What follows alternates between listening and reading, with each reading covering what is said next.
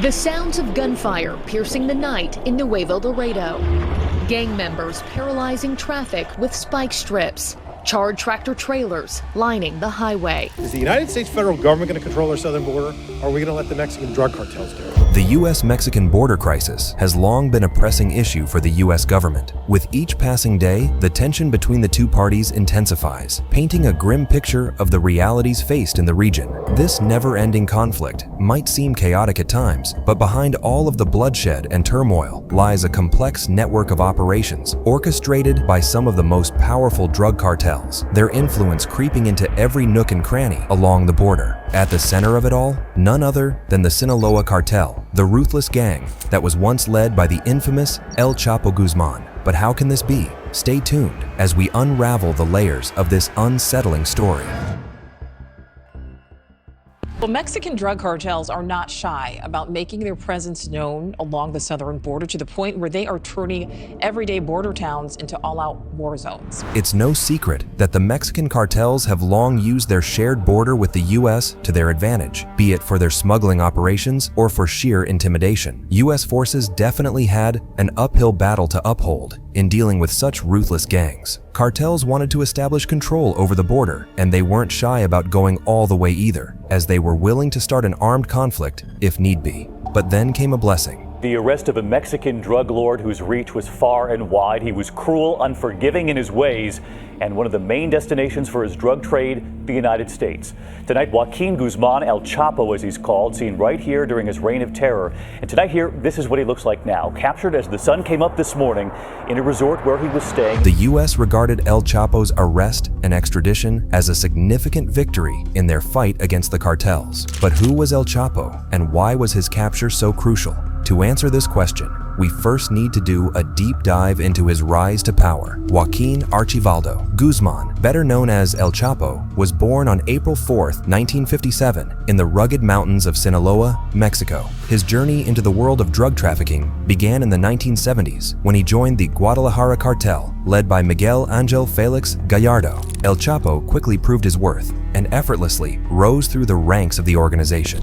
It was a group of Mexican drug traffickers saying, okay, let's share our resources. But he soon became consumed by his newfound passion for absolute power. El Chapo's hunger for control eventually led to a deadly power struggle within the cartel. In 1989, Felix Gallardo's reign came to an unexpected end when he was arrested. That's when El Chapo saw his chance to take control of the cartel, and he gladly took it. He swiftly eliminated his rivals and became the head of the Sinaloa cartel. He ushered in a new set of rules too, a set of rules far more brutal than that of his predecessors. What set him apart was not just his short temper, but also his unparalleled ability to transport drugs into the United States at astonishing speed. Since 1990, Border Patrol agents have discovered at least 230 cross-border tunnels running from Mexico into California and Arizona. They've seized loads of cocaine, methamphetamines, and marijuana inside them. That being said, it's no surprise how El Chapo earned the nickname El Rapido. His cartel utilized a vast network of underground tunnels, hidden compartments in vehicles, and even submarines to smuggle drugs across the U.S.-Mexico border. The Sinaloa cartel, named after the Mexican state where it originated, soon became synonymous with power, violence, and unimaginable wealth. El Chapo's cartel quickly gained control over key drug trafficking routes, smuggling never seen before quantities of substances into the United States. Their operations pretty much covered the entire continent. We've been around here before, shown you some incredibly sophisticated tunnels, but nothing quite like the one we are about to show you. For one thing, it has its own rail network. For another, when the San Diego Joint Tunnel Task Force located it, they also nabbed 8 people and more than 20 tons. That's 20 tons of pot. The Sinaloa cartel practically invented all of these ingenious smuggling tactics. They were so cunning, in fact, that they managed to evade the authorities for decades. Their reach extended far beyond that of mere illicit smuggling. They also dabbled in extortion, kidnapping, and even political corruption. That didn't come without its challenges, however, and clashes with rival cartels were quite the common occurrence. Nevertheless, El Chapo's strategic mind and his insatiable thirst for violence always seemed to place him a step ahead of his many enemies, thereby making the Sinaloa cartel a force to be reckoned with. Carlos Rivas says these bullet holes came from huge guns. When the gunfire broke out, my wife's kids had to take cover. They had to hide behind that building. So what happens when you become the world's most powerful and feared organized crime leader? Well, a couple of things. First, you make it into FBI's most wanted list. And second, everyone is suddenly putting in a lot of effort into bringing you to justice. As public enemy number one, El Chapo now had a lot on his plate, but he wasn't going to go down without a fight. He became a master of evasion, constantly on the move and changing his appearance to avoid capture. The Mexican government, along with the United States Drug Enforcement Administration, launched multiple operations to try and catch him. But each time, El Chapo managed to slip through their fingers. His ability to outsmart the authorities became the stuff of legend.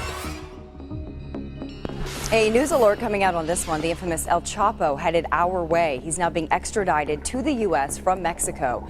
The drug lord Joaquin Guzman recaptured after 6 months on the run. But things don't usually end well for cartel leaders. Sooner or later, they're either caught, obliterated, or, worst of all, they get extradited to the United States. Believe it or not, the latter is a fate worse than being shot for people like El Chapo, because it means that they'll never stand a chance of ever evading justice again. When kingpins get caught, they more often than not get sent to prisons in their own country. That's exactly what they want too, because it means they can rely on their powerful influence to get out almost as fast as they got in the first place. They can always bribe the authorities, rely on corrupt politicians, or, if all else fails, they can simply plan and execute the old-fashioned escape. And that's exactly what El Chapo did. Using his powerful connections and wits, he managed to escape not once, but 2 different times. In the early 2000s, the world witnessed one of the most audacious prison breaks in history. El Chapo had been locked up at Mexico's Puente Grande maximum security prison since 1995, following his involvement in a brutal shootout at the Guadalajara airport in 1993 that earned him a life sentence. But El Chapo had other plans. Puente Grande prison was considered to be a relatively secure place to keep a high-profile man like El Chapo. But things weren't really so black and white. Thanks to a man named Damaso Lopez Nunez, the deputy director of security, El Chapo enjoyed certain comforts during his time at Puente Grande. His wealth and influence allowed him to live a relatively luxurious life within the prison walls, with access to good food, women, and even volleyball. His cell became his sanctuary, a place where he could plan his next move.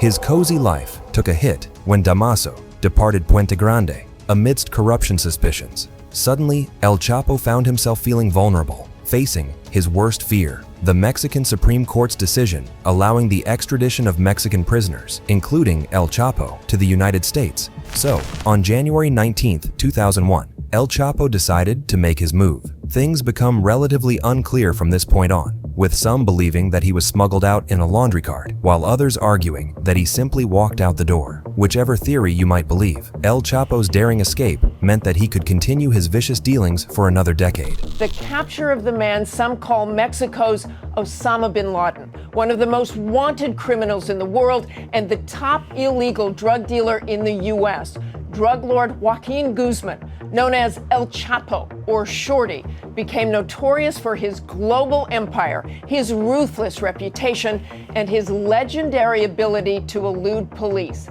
That is, until this weekend. He was caught yet again in February 2014 at a beach resort in Mexico. This time, he was sent to an even more impenetrable prison, the Altiplano Federal Prison, located in Almoloya de Juarez. The Mexican government was convinced that El Chapo had no way of escaping this time around. Unfortunately for them, not even this state-of-the-art fortress was able to restrain El Chapo's resourcefulness. While prison personnel were keeping a close eye on El Chapo, making sure that he never sees the light of day again, a team of highly skilled engineers and cartel members were tirelessly digging an elaborate escape tunnel right beneath their feet. The tunnel was a marvel of ingenuity. It even had ventilation systems to make the whole process more bearable. The entire process likely took months to complete, and it involved countless collaborators that only had one goal in mind: to free their beloved boss. His arrest last year was heralded worldwide. He has now escaped from prison for a second time. Late last night, Joaquin El Chapo Guzman broke out of a maximum security prison about 60 miles from Mexico City. Late into the night of July 11, 2015, he crawled through the tunnel that was dug for him and rejoiced in his newfound freedom. It wasn't until the early hours of that same day that the guards discovered his absence. The authorities were left feeling powerless and humiliated once again. This last unbelievable stint is what made the Mexican government realize that things weren't going to change in their favor unless they amped up their efforts significantly. They knew that El Chapo was on the run again, and they knew that they simply didn't have the means necessary to actually keep him locked up. Their best bet was to try and catch him one final time and place him into a U.S. prison cell as soon as possible. Their final shot at apprehending him came just 6 months later. On January 8, 2016, Mexican Marines raided a safe house in Los Mochis, Sinaloa, where El Chapo was hiding. A fierce gun battle ensued, but El Chapo was finally caught. The moment he learned where authorities were taking him, that was the moment he was actually brought here to the U.S. to face justice. World's most wanted narco looked confused, overwhelmed even, asking the DEA agent, "Where am I?" "Nueva York," they told him. His face says it all. Putting El Chapo behind American bars was definitely a smart move. Isolated and carefully monitored, there was no way of him getting out this time, and he was forced to finally deal with the consequences of his terrible actions. But is the world a safer place because of his arrest? Sadly, it isn't. In fact, things just got so much worse. Violence at the US-Mexico border has escalated tremendously since then. You might be wondering, how is this even possible? How can the arrest of the most feared and brutal cartel kingpin barely scratch the surface of the crime in the region? Well, to understand this, we need to take a look at the events that are currently unfolding at the border. I will say it again and again, if we do not focus on these cartels, get ready.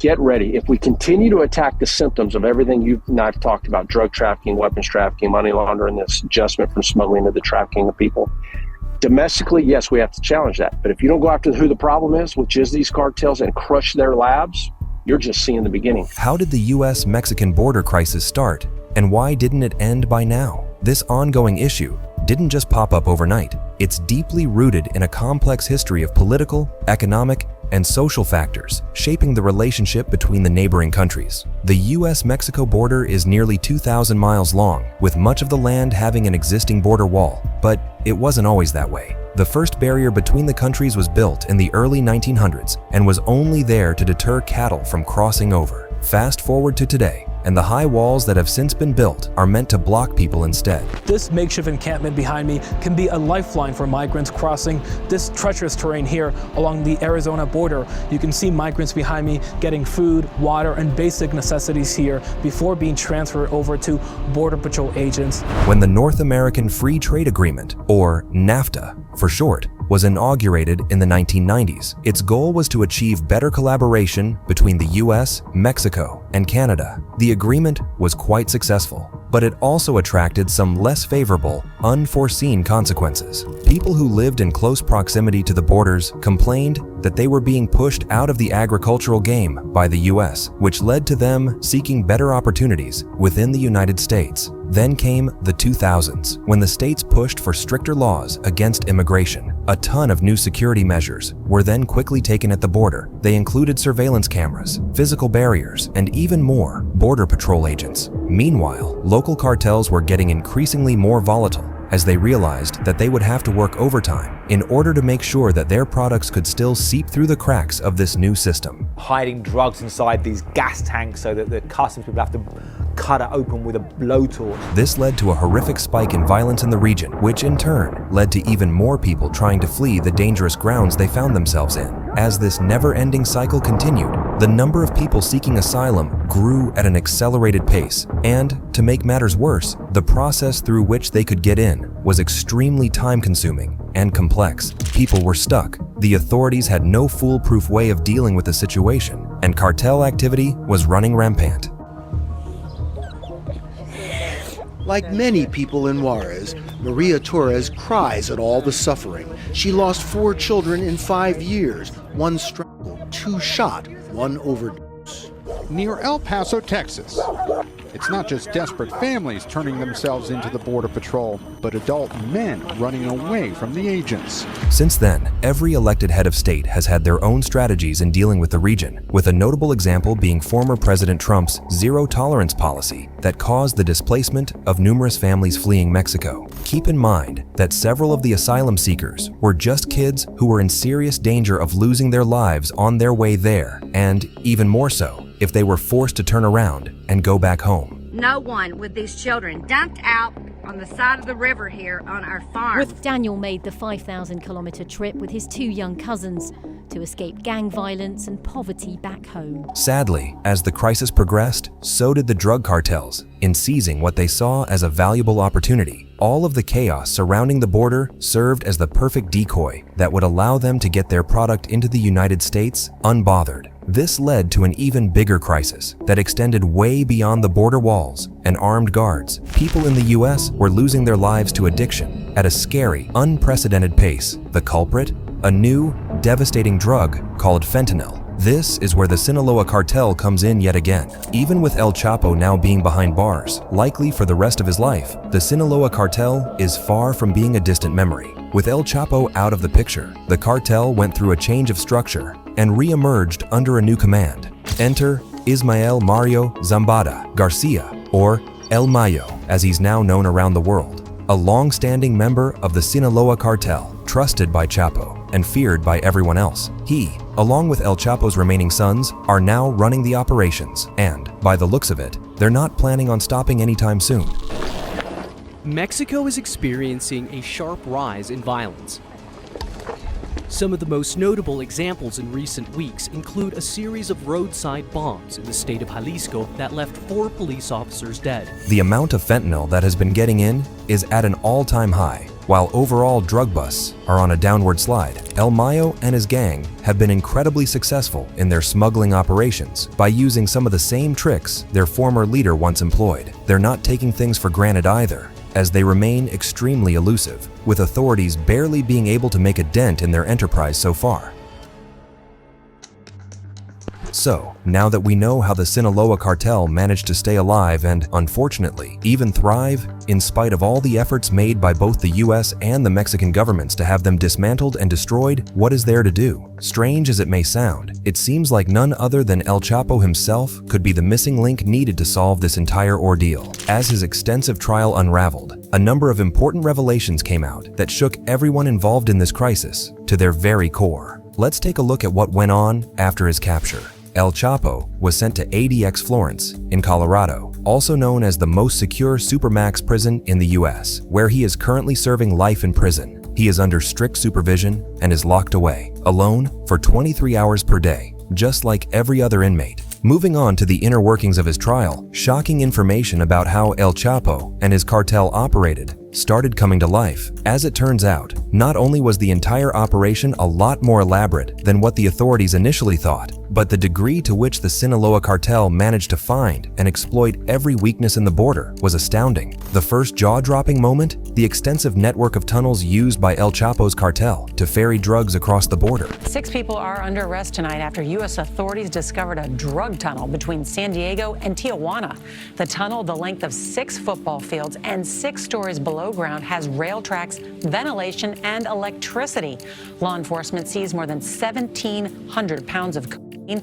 As the U.S. attorney said, there's no more light at the end of this narco tunnel. These secret pathways were like a hidden highway for the cartel. This enabled the cartel to shuffle massive amounts of product completely undetected. With no obstacles in sight, they were free to move around and do whatever they pleased. There was no way the authorities would ever be able to close down every single such tunnel. Their plan was almost perfect. But the tunnels were just the tip of this massive iceberg. The trial also uncovered their ingenious smuggling tactics. They were sneaking drugs through the US by hiding them in shipments that came through the legal route. Trucks upon trucks of cooking oil or vegetables were riddled with hidden stacks of various substances. They even hid them in the truck's tires. But that's not all. US ports were also being flooded with smuggled goods by means of container ships. Similarly to the tactics they employed by land, they would use ships that already had permission to dock in the US ports. But the most shocking revelation from the trial came to light when El Chapo revealed that corruption was present